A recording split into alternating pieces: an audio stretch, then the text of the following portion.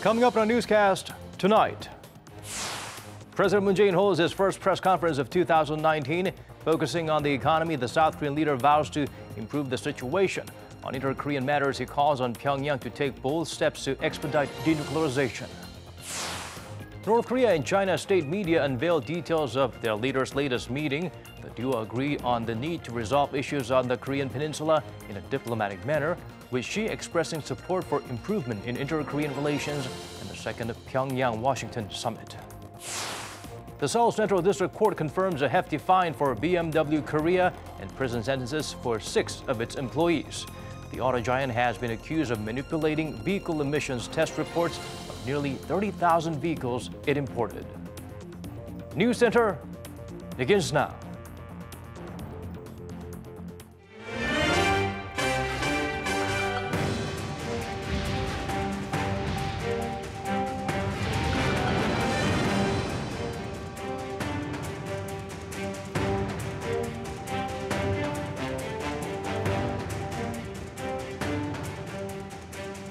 It's 8 p.m. here in Korea, coming to you live from our studio in Seoul. This is Arirang News Center. Welcome to our program. I'm Daniel Cha. Once again, our starting point is the South Korean president's New Year press conference.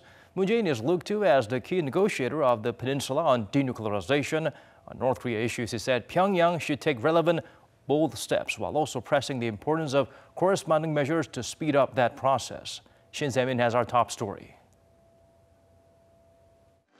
With multiple high-stakes summits coming up between Seoul, Pyongyang, and Washington, President Moon Jae-in called on North Korea to take bold steps towards denuclearization.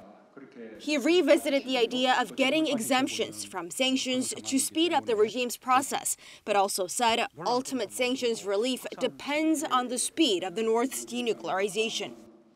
대북 제재의 빠른 해결을 위해서는 우선 북한이 실질적인 비핵화 조치를 보다 좀 과감하게 할 필요가 있다고 생각하고 또 북한이 그런 조치를 취하는 대로 계속해서 북한의 계속된 비핵화를 말하자면 촉진하고 독려하기 위해서 그에 대한 상응 조치들도 함께 강구돼 나가야 한다고 생각합니다.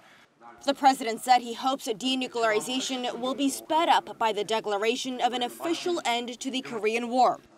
As for the presence of U.S. troops in South Korea, President Moon said it has nothing to do with the denuclearization of the Korean Peninsula, which he noted includes both the North and military commitments by the U.S. President Moon said Kim Jong-un understands this, adding that whether U.S. troops are stationed in the South is entirely up to Seoul and Washington and won't be part of the nuclear talks.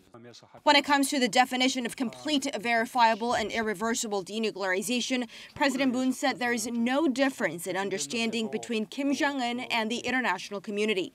And speaking about a possible second meeting between Kim Jong-un and U.S. President Donald Trump, the South Korean leader said it may be imminent following Kim's surprise trip to Beijing this week to meet President Xi Jinping. And the South Korean leader expressed optimism that this time Kim and Trump will produce an agreement that's more clear on actions to be taken by each side. 머지않은 시기에 개최될 2차 북미 정상회담과 김정은 위원장의 서울 답방은 한반도 평화를 확고히 다질 수 있는 또 하나의 전환점이 될 것입니다. The South Korean leader promised to keep the ball rolling this year and even to speed up his push for peace. And as for that visit to Seoul by North Korea's Kim Jong-un, which has been delayed, President Moon expects that summit to take place after that possibly imminent summit of the North Korean leader Kim Jong-un and U.S. President Donald Trump. Shin Se-min, Arirang News. President Moon's press conference invited both local and international reporters. He fielded questions ranging from local politics to Pyongyang. The South Korean leader emphasized this year's goal is to help the people feel the outcomes of his administration's economic policies. Ko Ryun-hee shares with us his remarks. President Moon Jae-in is standing by his administration's economic policies of growth led by rising incomes and innovation. During his first press conference marking the start of his third year in office, the president focused on the economy with the aim of getting tangible results, adding that his administration is taking the situation very seriously.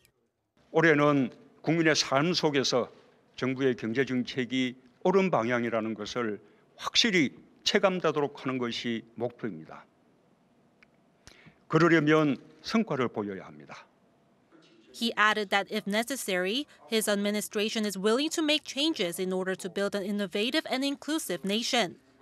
The president's income-driven growth policy aimed at boosting growth by raising household incomes has so far come up short. Raising the minimum wage by double-digit percentages and shortening the work week prompted some small businesses to let go of their part-timers and hamper job growth. Speaking of jobs, the president promised to improve the quality of employment in the new year, as he himself acknowledged that the jobs numbers failed to meet the public's expectations. Korea's unemployment rate came in at 3.8% last year, the highest since 2001 when the figure was at 4%. To help support the country's economy, President Moon called for innovation to revitalize Korea's industries and nurture new sectors. And the policy of innovative growth, the president said, is linked with the peace drive on the Korean Peninsula. 이 남북 경협이야말로 우리 경제에 그야말로 새로운 활력을 불어넣는 그리고 그런 기회는 우리에게만 있는 것이죠. 그게 우리가 언제 그것을 짠하고 사용할 수 있게 될지는 잘 모르지만 어쨌든 우리에게 예비되어 있는 하나의 축복 같은 것이라고 나는 생각합니다. And to that end, the president added that Seoul is willing to reopen the joint inter-Korean factory park in the North Korean city of Kaesong, as well as tours to the North Mount Kumgang as part of the two sides' joint economic projects. 고른이 아리랑 뉴스. Some of the questions asked by the journalists were geared towards South Korea's relations with its neighbors on the east, as well as the nation's social issues. Hwang Ho-jun has more highlights from that session. President Moon Jae-in insisted that Japan needs to take a humbler approach in dealing with the bad blood caused by the two countries' quote, unfortunate history, referring to Japan's colonization of Korea in the early 20th century. Whether or not Seoul and Tokyo have a future-oriented relationship, he said, is up to Japan. 이것은 한국 정부가 만들어낸 문제들이 아닙니다. Last October, South Korea's Supreme Court ordered a Japanese steel company to compensate the Koreans it forced to work without pay during World War II. And on Wednesday, another court ordered the company's assets frozen ahead of their likely seizure. Right away, Japan called in the South Korean ambassador to file a complaint, calling the move, quote, extremely regrettable. Japan has argued that a treaty between Seoul and Tokyo in 1965, which re-established diplomatic relations between the two countries, should have settled all disputes and said the court's decisions are a breach of the treaty and international law. President Moon said the treaty did not resolve all issues for the victims and urged the Japanese government to respect judicial decisions. 일본의 정치인들 또 지도자들이 자꾸 그것을 이렇게 정치 쟁점화해서 문제를 더 이렇게 논란거리로 만들고 확산시켜 나가는 것은 저는 현명한 태도가 아니라고 생각합니다. Regarding social issues in South Korea, President Moon said the gender gap, one of the largest in the developed world, is a shameful reality. He insisted that his administration has been and will continue trying to break the glass ceiling.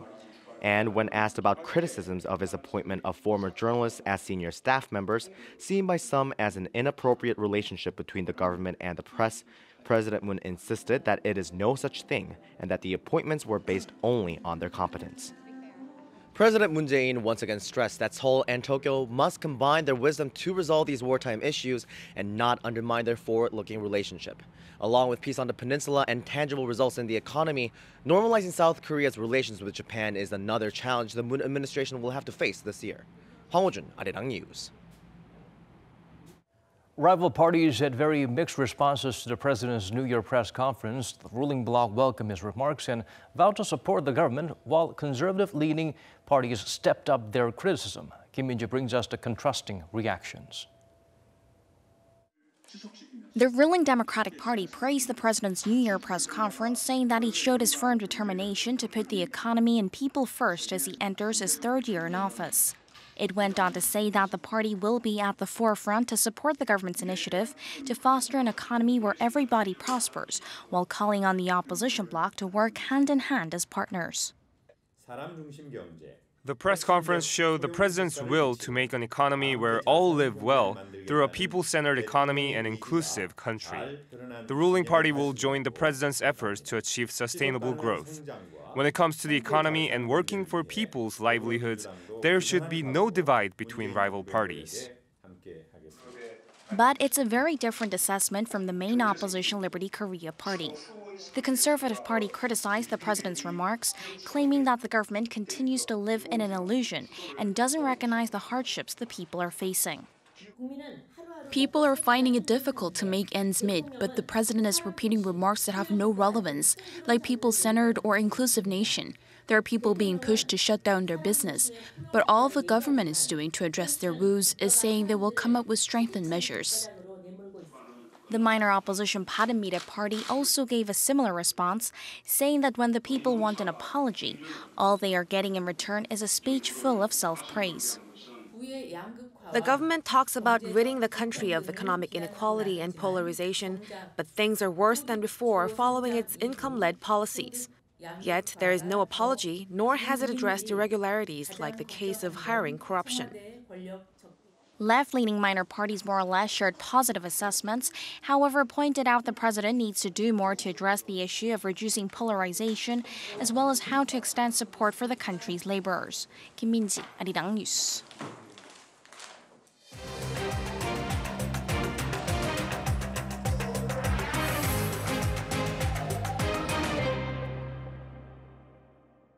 Let's shift the spotlight to the recent meeting between the leaders of North Korea and China. During the summit, Kim Jongun and Xi Jinping have reached a consensus on the issue of the denuclearization of the peninsula. Pyongyang and Beijing's official news agencies released the details of their session. Park Hee-jun fills us in. North Korean leader Kim Jong-un and Chinese President Xi Jinping have agreed on the need to resolve issues on the Korean Peninsula in a diplomatic manner. According to China Central Television on Thursday, the two leaders during their talks this week reaffirmed their commitment toward the denuclearization of the Korean Peninsula. Chairman Kim said he will continue his denuclearization commitments and his efforts to implement the agreements made at his first summit with President Donald Trump in Singapore. He vowed to achieve a result that can be welcomed by the international community during his second meeting with Trump. Meanwhile, President Xi expressed support for the improvement in inter-Korean relations and the second North Korea-US summit.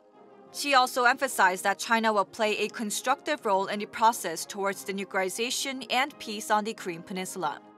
He also called on relevant countries to positively respond to North Korea's reasonable concerns to achieve the anticipated resolution on the Korean Peninsula. It was the fourth time the two leaders have had summit talks in the past year, and apparently there may be a fifth summit in the works. The North State media Korean Central News Agency reported that Kim extended an invitation to Xi to visit North Korea at a convenient date, and Xi is said to have accepted Kim's invitation. Park Hee-jun, Arirang News. Amid increased hopes and expectations for the second North Korea-US summit, the shortlist of venues is starting to get narrowed down. Yondon Otgonbayar, Mongolia's ambassador to the U.S., said in his interview with Voice of America on Wednesday, due to the cold weather in his country at this time of the year, it will be difficult for Mongolia to host that event. The ambassador explained he is aware that Ulaanbaatar was one of the final candidates for the first Kim-Trump summit and that Mongolia's president was enthusiastic about the opportunity. The country's close distance to the regime and ties with both sides had made it a strong candidate venue. This now narrows down the speculation to 3 locations: Bangkok, Hanoi, and Hawaii. In North Korea's Yongbyon nuclear complex, analysts say that while the main facilities still appear dormant, there are signs of limited activity at one key plant. According to 38 North, a website that monitors the regime, satellite pictures from December indicate possible operation at the uranium enrichment plant. The images were taken after it had snowed, but the snow had melted on the roofs of the 2 gas centrifuge halls, a sign the facility is emitting heat. However, the U.S.-based North Korea watchdog adds that it's difficult to determine based on pictures alone, and it's unclear in what capacity the facility is being operated. Tensions continue to rise between Seoul and Tokyo over the South Korean Supreme Court's forced labor ruling last year. As the Japanese firm did not respond to the court's orders to compensate the victims, another court approved a petition to seize some of the company's Korea-based assets. In response, Tokyo has officially requested Seoul resolve the problem through talks. Lee Ji-won has the latest. Japan has officially requested talks with South Korea under the 1965 bilateral agreement regarding a Seoul court's ruling last year on compensation for wartime forced labor. We have received a request for bilateral talks from Japan. We will closely review the request. Spokesperson No said nothing has been decided on how the talks will be held and reiterated Seoul's stance on respecting judicial independence and how it is working with related ministries and experts to come up with an official response.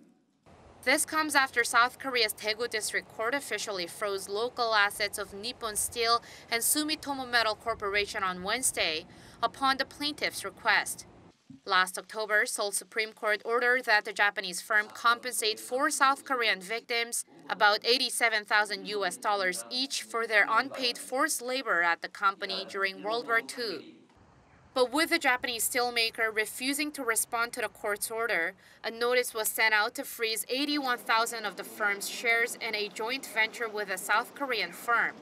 The shares are worth around $357,000. Japan has been strongly protesting the court's result, arguing that the issue was settled through the 1965 bilateral agreement that normalized ties between the two countries. With both sides standing firm, eyes are now on whether Seoul will accept the talks, which would be the first such talks under the treaty. A senior South Korean official at the Foreign Ministry told reporters Thursday that by the ministry's close review of Japan's request, it could mean that Seoul may re-request the talks to Japan, but add other controversial issues to the agenda. This could include talks over Japan's wartime sexual enslavement of Korean women, which Seoul requested in 2011 but was rejected by Tokyo. Meanwhile, in case negotiations don't work out, Japan is reportedly preparing to take the matter to the International Court of Justice.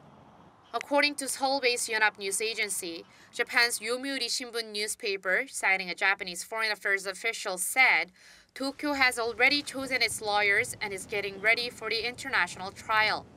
The 1965 treaty also calls for an arbitration committee that involves a third country to resolve the issue, but this too will have to be accepted by the other side, in this case Seoul. The official said Japan will wait for Seoul's official response. Lee Ji-won, Arirang News. 2 economic superpowers wrapped up their trade talks in Beijing on Wednesday. China says the talks established a basis for resolving the concerns of both sides, and Washington says Beijing has agreed to buy substantially more American goods. Yoon Jung-min files us this report. In a statement released on Thursday, China's Commerce Ministry said the country had concluded their trade talks with the U.S. and the talks were extensive, while establishing a foundation to resolve both sides' concerns. Washington and Beijing have been holding the first face-to-face talks this week in Beijing to resolve the trade conflict since U.S. President Donald Trump and Chinese President Xi Jinping agreed on a 90-day trade war truce last December. The U.S. Trade Representative's office issued its own statement a day earlier and said China has pledged to purchase a substantial amount of agricultural, energy, and manufactured goods and services from the U.S. It added the two countries discussed ways to achieve fairness, reciprocity, and balance in trade relations, as well as issues related to intellectual property protection. It also said Washington and Beijing have discussed the need for the agreement to provide for complete implementation, subject to ongoing verification and effective enforcement. Amid high hopes that world's two large economies will reach an agreement in the trade talks, stocks in Europe saw large gains on Wednesday. Yoon Jung-min, Arirang News. Turning our focus to the Consumer Electronics Show in Las Vegas now, Korean tech titans showcased their latest products and innovations, including smart devices, televisions, and robots. Kim Hae-sung introduces to us some of their dazzling items on display at the 52nd CES. The Internet of Things. All home appliances, including TVs, fridges, and washing machines, are connected by AI or an AI speaker, eliminating the need for a remote controller to actually do laundry or clean the floor. Samsung and LG Electronics also unveiled wearable robots that help with physical rehabilitation. And they've struck a deal with Apple to enrich their content by providing movies and TV shows from iTunes on their smart TVs. And here comes the massive curve of nature, a wall made up of 246 55-inch OLED TV panels, flexible and crisp images that make for an immersive experience. The 65-inch flexible OLED TV is LG's first commercially viable version that can roll back into the tube, play music, or show the time when the display is off. It has a unique design and can also save you some wall or living room space and will be available for purchase by this year. Samsung Electronics also showcased its HK QLED TV, which has the company's clearest pictures yet. An elevating car that can move along extreme terrain, do search and rescue operations, and get people to places where a normal car cannot. The Elevate concept car is an experimental vehicle that combines robotics and car together, using robotic actuators and electric wheels to provide a car with extreme mobility capability. Hyundai Motors also released new car infotainment services like systems that can detect your mood through your heartbeat and facial expression and turn on exciting or peaceful music or send some pulsating rhythms through the actual car seat. Korea's internet port giant Naver won a CES Innovation Award this year for its 5G-enabled robotic arm that can be used in real time and controlled from remote locations with extremely low latency. Kim Hae-sung, Arirang News, Las Vegas. BMW Korea has been found guilty of fabricating the results of its vehicle emissions tests. That's the latest from the ongoing dispute between the nation's prosecutors and the German automaker. Choi Si-young gets us up to speed with the developments. On Thursday, the Seoul Central District Court confirmed a fine of roughly $13 million against a local unit of BMW and handed down prison sentences of up to 10 months for 6 employees, including senior management responsible for the cover-up. BMW had been accused of manipulating the vehicle emissions test reports sent to the government for nearly 30,000 vehicles it imported. In the ruling, the court said the automaker not only obstructed the South Korean government's efforts to clean up air pollution, but also betrayed the trust of consumers. But it did say that it took into consideration the pressure entry-level employees must have felt from senior management to secure government authentication for vehicle emissions tests. Of the 6 sentenced to prison, 3 were given suspended sentences. Another German carmaker, Volkswagen Korea, is also charged with manipulating emissions test reports. In 2016, South Korean prosecutors opened a probe into the firm, and shortly after, in the same year, the government suspended sales of all its vehicles. Consumers sued for damages, but there have been no rulings yet. Choi Si-young, Arirang News. The Korea Image Communication Institute held a ceremony to present its staple awards. The CICI is dedicated to promoting Korean culture around the world, and every year the organization selects individuals or groups that contribute to such efforts. Its Korea Image Stepping Stone Award was presented to the Korean language for promoting the country through K-pop, K-drama, and K-design.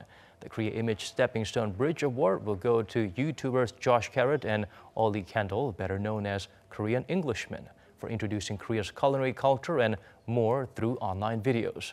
And last but not least, the Korea Image Flower Stone Award was handed to ballet dancer Park Se-eun, who won the award for Best Female Dancer at the Benoit de la Danse, known as the Oscars of the Dance Awards.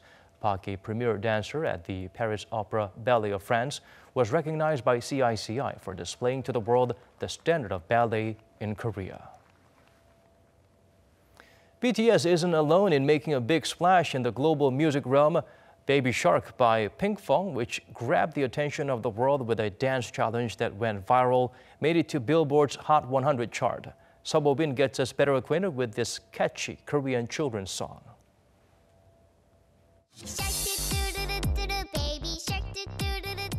Pinkfong's viral sensation, the children's song Baby Shark, has entered the Billboard Hot 100, debuting at number 32 on the US music chart. This is the third Korean single to make the Billboard Hot 100, following hits from BTS and psy. Pinkpong's Baby Shark, which was first uploaded on YouTube in 2016, is a participatory children's song in which singers act out each verse with their hands and arms. This has led to the Baby Shark Challenge, in which people make their own videos where they copy the song's dance. The song had previously gone viral in the UK, staying in the top 40 of the UK's official singles chart for 8 consecutive weeks since its first appearance in August last year, and ranked as high as number 6 in the charts on January 4th, making Pinkpong the first Korean artist to make the UK top 10. 서보빈, Arirang News.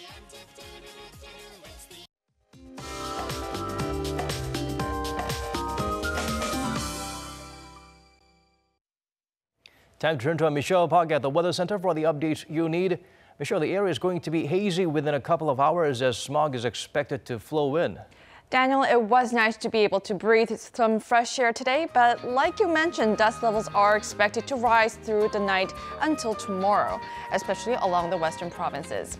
Now, with the dust tomorrow, it's going to be cloudy nationwide and some rain is expected over on Jeju Island, followed by warmer than average daily highs. And meanwhile, Beijing and Tokyo will be under sunny spells.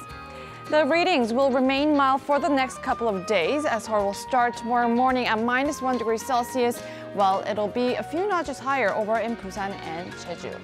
And daily highs will mostly linger between 4 to 10 degrees Celsius higher than today's readings. And the dry weather will continue to increase the risk of fires here in Korea, so stay alert as there won't be any rain in the upcoming days. I'll leave you with the weather conditions around the world.